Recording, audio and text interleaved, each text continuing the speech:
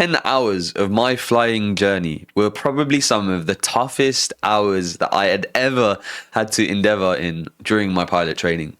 Now, if you don't know who I am, I'm an airline pilot, and I've been an airline pilot for the past few years. I now hope to help aspiring airline pilots on their journey, and I have built this series to hopefully allow you guys to understand what exactly it takes to become a pilot in a very in-depth, detailed analysis of how I went through my training. Now, if you didn't see the previous episodes, we discussed the ground school element and the theory side of things. And yeah, those were really, really tough years, but the root of it was the mindset shift that I went through in order to project me into this flying phase of training that made it a million times easier when I did start this flying phase. Now, that doesn't negate the fact that there were a lot of challenges and difficulties when I started out. And I'm sure some of you guys, if you have started your flight training already, you might be in a similar situation where some of these stresses and tests that might be coming up are always in the back of your mind. And ultimately, as pilots, we are perfectionists. We are people who really, really do want to do the best we physically can. And when we fail in certain areas, we are really hard on ourselves. And something that I've had to learn over time is a particular trait and a particular quality, which is introspection.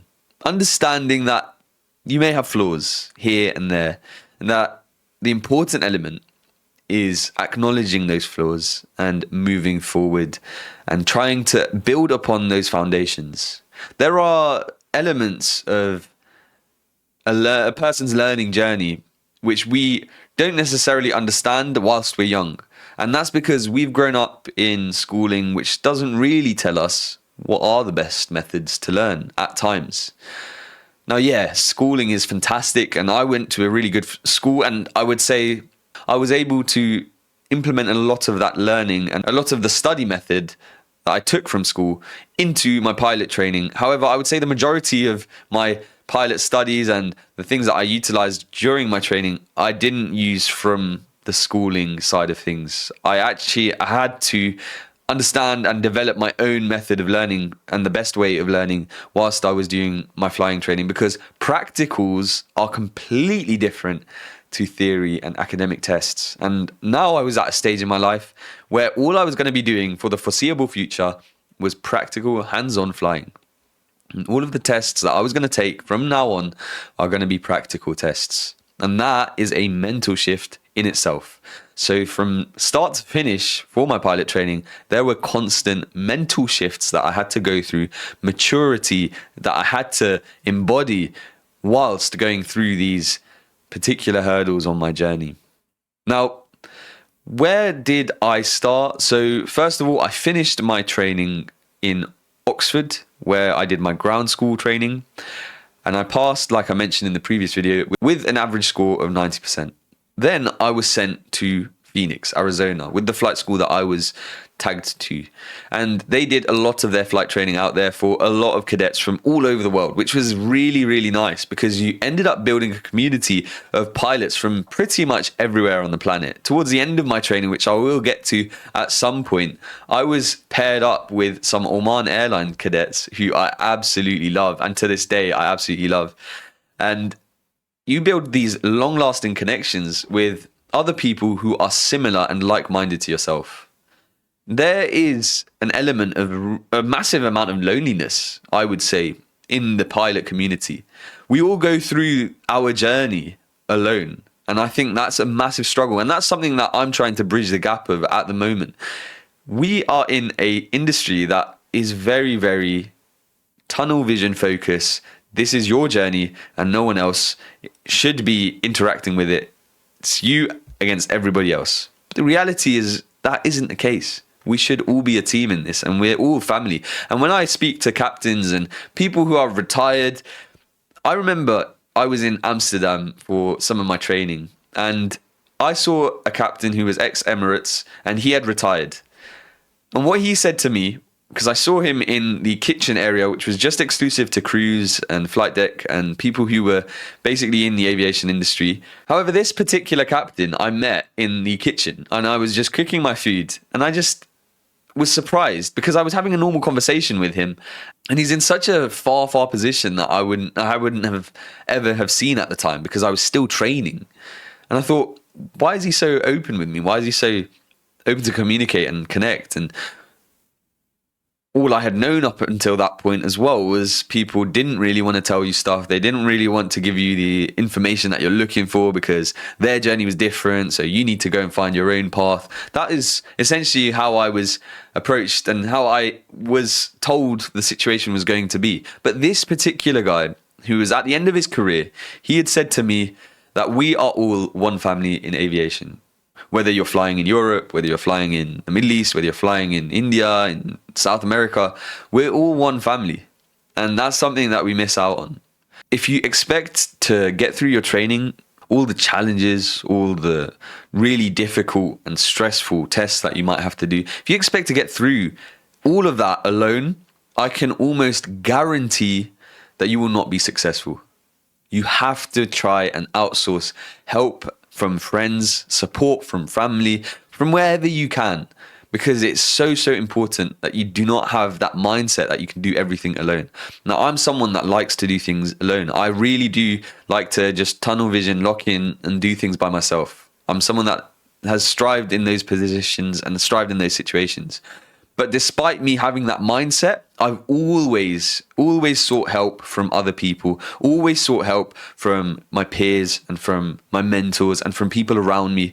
I've never done anything alone in reality, even though I think sometimes I'm doing this by myself. The reality is that it's not by myself. Actually, I am getting information from all over the place and funneling it through myself. I really wanted to emphasize that point because this is probably the most important point to understand when it comes to your flying journey. You will not be able to do it alone, and you will always be looking for help, always be looking for ways to improve with whoever you end up flying with any part of your journey. There are always going to be elements where you can improve, and it's important that you acknowledge that you look internally at ways you can better yourself from a mental point of view, from a physical point of view, and then ultimately, if you can utilize the support system around you, that's going to ensure and guarantee your chances of success throughout your training. Now, back to the flying element. So I was sent to Arizona, and the first few weeks or so were just admin stuff. We were getting through like the visas and all the documentation that they were basically trying to get all in order. So there was a couple of weeks where we didn't do much. And I've got my logbook sat in front of me right now. And the first thing that I did in Arizona was a simulator session. And that was with my old instructor at the time who was training in the FAA world. So he was building his hours. So all respect to him, he was doing his journey into the industry. And I actually do find that the US instructors are very chilled. They're all guys that are generally building hours so that they can put those hours towards their flight time and getting into a regional, because they need 1,500 hours in order to become pilots. Whereas us in the UK, we don't need that many hours. But the way that these guys build it is through instructing, more often than not through instructing. So I did my simulator session with him, and that was the first bit of exposure that I got to flying within my flight school, within an integrated program. Obviously, I mentioned in the previous video that I did do some flying before. So I did about 16 hours before. However, it was on a different airplane and I was a lot younger. I was about 16 years old. At this time, it was 2020, so I was 20 years old. And with that in mind, I did my first simulator session and it was only 25 minutes. So it was a 25-minute simulator session to just familiarize myself with the airplane that I was going to be trying to get to know for the next few however many hours of flying. Now, that was on the 30th of January. My next flight that I actually ended up doing was about 3 days later on the 2nd of February. So we went then up and did an hour flight. And how it worked in my flight school is you have a flight partner. So I was paired with someone, and what we did was we'd take turns. So the first hour would be, I don't know, my flight partner, and then the second hour would be me. And this was a long time ago, so I'm trying to recall the memories. But equally, from what I can recall, it was just some general handling, some getting familiarization with the airplane. It wasn't anything too demanding or difficult. The instructor did most of the work for us, which was really helpful. And I remember after that point, the training started to pick up very, very quickly. And then we started learning stalls, and then we started learning UPRT, all of these things, and practice forced landings, and all of these new learning points that we were now trying to get under our belt in a very, very short space of time. And now the reason I say that this was probably one of the most difficult parts of my training is because of the vast amount of information that you had to just learn in a short space of time. And why was it difficult? Because my preparation wasn't the greatest. One thing I would highly, highly recommend for guys that are flying or starting their flying journey, do as much practice as you can. Now, what do I mean by practice? So what you can do is chair fly. Now, you know what the aeroplane might look like to a general degree. What you've just done is a lesson. So once you finish that lesson, try your best, sit in a chair and shut your eyes and imagine what you did on that flight. Something I like to do with my clients particularly is go into very, very specific details to the point where you know exactly where you're going to put your hand to grab the control column. You're going to think about every little movement that you do whilst you chair fly, because the more detailed, then the better you're going to understand. If you can physically feel the control column in your hand whilst you're chair flying, I can guarantee that is going to have a brain-body connection that will really, really translate when it comes to the actual flying stage, when you go into your next lesson. I promise you. I can understand that that's probably a weird thing to imagine, but it will really, really make a difference. And it's something that I do even to this day when it comes to preparing for sims. I really sit there, no distractions, put all of my phone, anything that might start buzzing and annoying me, put it all the way to the side. And I allocate myself a full hour to just go through every single procedure and shut my eyes without any prompt from anything external. I sit there, shut my eyes, and I focus on each thing one at a time in an extremely detailed and expanded version of it, to the point where I can physically feel in my hand the control column or the joystick, whatever aircraft that you end up operating on and whatever equipment that it has. So really, really immerse yourself and indulge yourself in that, and you're going to find that it's going to be something that's really, really powerful. Now, I mentioned that we started doing the flying stages. That was mixed in with a bit of simulator stuff as well. So this then led on to my first progress test. And what that was essentially 5 takeoffs and 5 landings. So it was essentially to prepare me for my solos. And what solos are when you fly the airplane by yourself with no one else in the cockpit. And ultimately, they wanted to assess whether or not we were going to be able to do that. Now, I got to my first progress test, and this was the first time in my entire life. And this is why I really stress the point that sometimes when you're a bit older, you have a little bit of an advantage in these positions because you've been through life. You've understood that it's not always going to be just academic smarts that you require in certain roles and in certain positions. And when it comes to flying an airplane, it is definitely not the case. You could be super book smart. You could be a really, really intelligent person, but it would not necessarily mean you're a great pilot. I met lots of really book smart people who had failed test after test after test in the practical flying element of things. I met a lot of people who weren't book smart, who had really struggled in their theory side of things, who did extremely well in their practical flying. Now, of course, the ultimate goal is to be an overall all-rounder, which is essentially the goal that I aim for you guys. However, when it comes to this element of training, I think with having more life experience and exposing yourself to more unfamiliar situations, you will find that you're at a bit more of an advantage than I was. So I had started my flight training, and this was my first progress test, and this was the first test that I had ever done in my entire life that was practical. Now, as you guys can imagine, I went in there incredibly nervous, and I was really, really scared about the whole situation. Now, the instructor and the examiner that was examining me on that progress test, who was watching my landings and takeoffs, was incredibly nice. And something that the FAA do very, very well is a theory kind of test that you do before you start flying. So you can expect when you do any skills test, especially if it's out in America and even in the UK, because I did them in the UK as well, you're going to be asked some theory questions about the aircraft and about flying generally.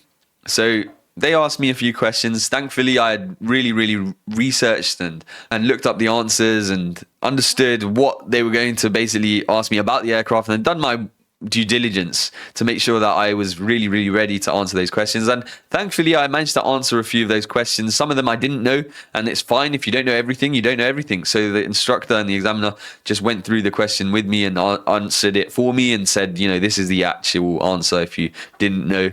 And that's fine. We don't know everything. We're in training. We're just learning how to operate, and it's very early in our careers. So he understood that. He was very open-minded, and he didn't hold this against me. However, of course, naturally, you do feel in yourself a little bit of a lacking of confidence as a result of getting some things wrong. And that is just natural. Like I mentioned earlier, we are perfectionists as pilots. So when we don't do perfect, we can be very hard on ourselves. However, I then went towards the aircraft, and one of the prerequisites was doing a preliminary inspection of the aircraft. So I did that as I had done in my training. And then from there, we got in the aircraft. And that's when my nerves started to build even more. Now, something I really like that I did in my life was boxing. Because boxing helped me massively control my nerves. And in this situation that I had right now, I drew upon those experiences I had in boxing. What did I do? I started to breathe very slowly. And what I mean by that is I started to just breathe in into my stomach really slowly and breathe out really slowly to calm myself down, because I could feel myself getting a little bit anxious. And that's natural. But what I want to emphasize here is that I drew upon an experience that I had built for myself from a young age. And I think you guys, and it's really important, if you don't do anything outside of school and outside of work, and it's just always work and it's always revision and it's always theory stuff, you're going to really find certain parts of your training difficult if you haven't built yourself on an all-round basis. It's like I said, you can be academic smart, and that could do you really well in the theory side of things, but you might not have that life experience and that exposure to unfamiliar situations that you will need when you start flying.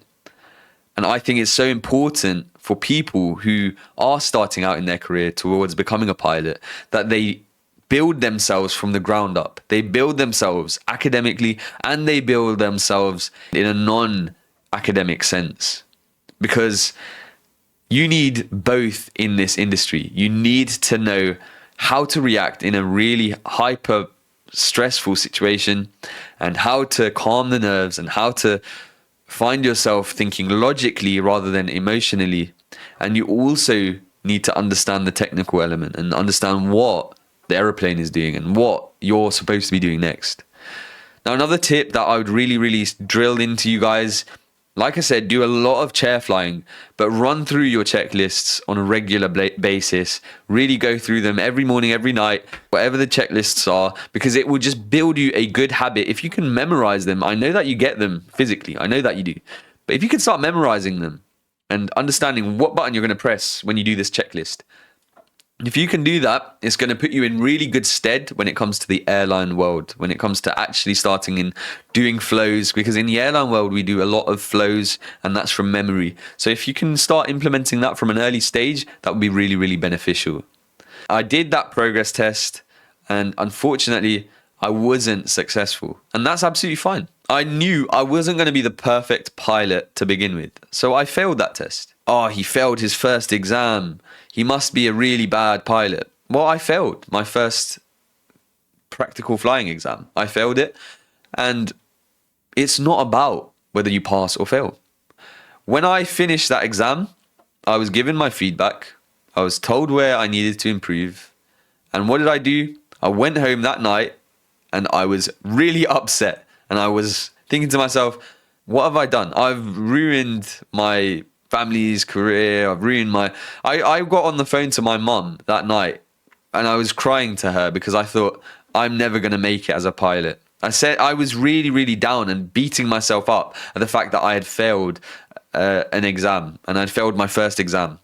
And that is scary, right? That's scary for a lot of people when you're first starting out at something new and you first fail, when some people are passing that you know, and some people who have also just started fresh are passing, and you're thinking, why am I not passing it? I should be passing it too. And I mentioned in the previous video this famous quote, comparison is the thief of joy. And I was comparing myself once again to everybody else around me, and I found myself doing that.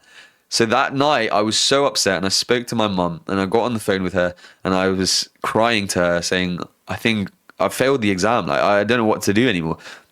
I'm going to fail. I'm not going to make it as a pilot. So what did my mum say to me? And I genuinely believe this with my whole heart. And if you take one thing away from this video, make sure to build that strong support system, because my mum gave me words of encouragement that kept me going. She said to me, it's not a problem, Adam. It's not a problem. She said, we're always going to fail. We're always going to have these hurdles. We're always going to have problems that come in our life. We're always going to have these failures along our journey. It's not the end of the world. You've got another chance to correct this.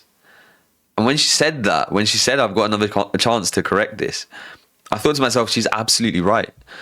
And so I went to sleep that night, and I woke up in the morning, and I said to myself, I am going to work my absolute butt off. I'm going to make sure that I do not make that same mistake again. And what did I want to work on? Well, like I mentioned to you guys, I was very, very anxious. I was an anxious person. And because of that anxiousness, I ended up making mistakes in the flying element. So those mistakes that I had made, I made sure to triple and quadruple practice those particular areas to the point where they were second nature, and I was bored of practicing them. And this is something that every master of their craft will say to you. If you can practice something so many times that it becomes boring, that it becomes second nature to you, that you don't even have to think about it, that is when you've truly mastered something. There are 4 stages of anyone's learning journey. There's the unconscious incompetence stage, which is where you're not aware of how incompetent or how bad you are at something. Then all of a sudden you fail the test. This then gives you this conscious incompetence part where you realize how you aren't the amazing pilot that you first thought you were, that you need to work on certain areas. So you're conscious of your incompetence. Then it moves on to the next stage, which is conscious competence. So you're consciously thinking about being competent in that situation. So I'm thinking in my head, whilst I'm doing the chair flying, I'm thinking about making this particular action, to press this particular button, or to turn this particular direction. I'm consciously thinking about it. And then the next stage is unconscious competence. And that is where you don't even think about it, but you are doing the right thing because you're unconsciously competent. And it's second nature to you. You've built the memory. That is the stages of learning for anything in life, for any practical test that you're going to endeavor in, for anything you do, for any skill that you endeavor to perfect and master. You are going to go through these stages in every element of that skill.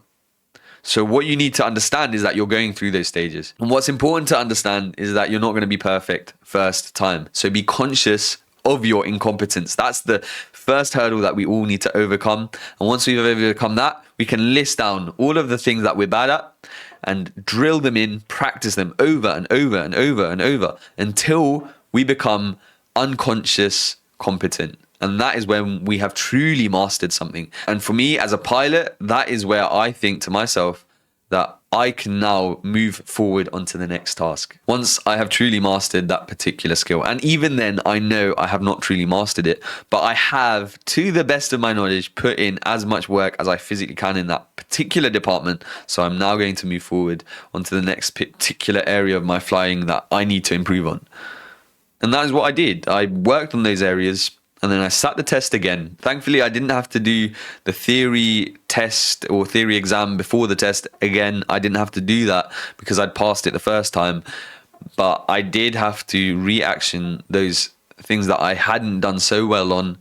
And I improved on them and I passed it the second time round. And that is what you need to take away. Not that it's going to be easier the second time round because you've already seen everything. No.